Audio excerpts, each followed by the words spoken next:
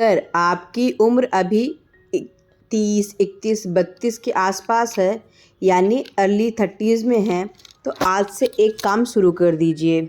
लेकिन उससे पहले ये समझना ज़रूरी है कि ये काम करना क्यों ज़रूरी है, ताकि आप उस बीज को समझ पाएँ, तभी तो उसे अपनी ज़िंदगी में बो पाएंगे।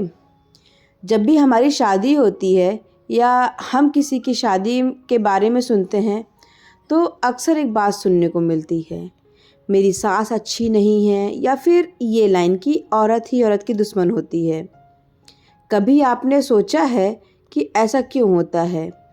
हमारी अपनी माँ भी तो सास बनती हैं या बनेंगी, और हम भी आने वाले 15 से 20 सालों में किसी की सास बन सकते हैं।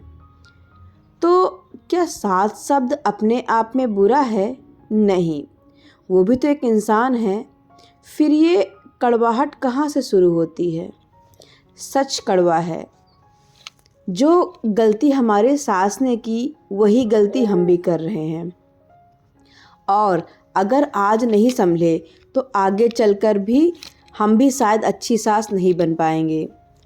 ज़्यादातर औरतें क्या करती हैं? पूरी ज़िंदगी दूसरों के बारे में सोचती रहती हैं, बच्चों के लिए, पति के लिए, ससुराल के लिए, मायके के लिए, है ना? तो दोस्तों, दूसरों के लिए सोचना गलत नहीं है, लेकिन एक सवाल खुद से पूछिए, क्या आपने कभी अपने लिए जिया है? मैं श्वेता आपसे सच बोल रही हूँ।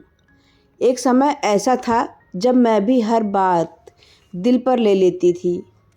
हम सबके अंदर कहीं न कहीं एक एक्सपेक्टेशन होती है कि मैंने उसके लिए इतना किया, उसने मेरे लिए क्या किया। और जब सामने वाला हमारी उम्मीद पर खरा नहीं उतरता, तो मन में एक छोटा सा दुख, फिर गुस्सा, फिर शिकायत जमा हो जाती है, और यही जमा हुआ गुस्सा अक्सर बहुओं पर निकलता है। जिन लेडीज़ के अंदर आज आपको कड़वाहट दिखती है, हो सकता है उन्होंने पूरी ज़िंदगी दूसरों के लिए जिया हो, और अंदर कहीं ये दर्द रह गया हो, मेरे लिए किसी ने क्या किया, और फिर वही दर्द अगली पीढ़ी तक चला जाता है। इसलिए मैं आपसे एक छोटी सी बात कहना चाहती हूँ कि दूसरों के लिए कुछ कीजिए, लेकिन अपने लिए सब कुछ कीजिए। दूसरों से उम्मीद कम रखिए, या जितना हो सके बिल्कुल मत रखिए।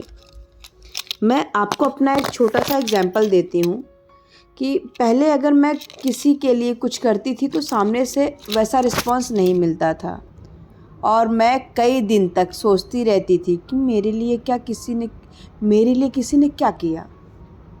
लेकिन जब मैंने खुद पर ध्यान देना शुरू किया, अपनी ग्रोथ, अपने काम, अपनी खुशी पर, तब मुझे एहसास हुआ कि शिकायतें अपने आप कम होने लगती हैं। जो इंसान खुद के लिए जीना सीख लेता है ना, उसके अंदर शिकायतें अपने आप खत्म होने लगती हैं। उसे किसी से गिला शिकवा नहीं रहता, और वही इंसान आगे चलकर बेहतर सास, बेहतर इंसान और बेहतर महिला बन पाती है। पिछले 2-3 साल में मैंने अपनी ज़िंदगी में ये बदलाव किया है, और आज मुझे किसी से कोई शिकायत नहीं है। कोई कुछ भी बोल दे, मैं बहुत सारी बातों को इग्नोर कर देती हूँ। क्यों? क्योंकि मैं अपने लिए जी रही हूँ। दूसरों के लिए जीना बहुत अच्छी बात है, लेकिन खुद के लिए जीना भी उतना ही ज़रूरी है। जब आप अपने लिए खड़े होते हो तो सामने वाले की बात उतनी चुभती नहीं। ट्रस्ट में दोस्तों, ज़िंदगी अपने आप हल्की, खुशहाल और पॉजिटिव हो जाती है। अब आप बताइए कि आप अपने लिए जीना कब शुरू कर रहे हैं, या फिर आपने अपने लिए जीना पहले ही शुरू कर दिया है। मिलते हैं अगले वीडियो में। तब तक अपना ध्यान रखिए और चैनल को सब्सक्राइब करके ज़रूर जाइएगा।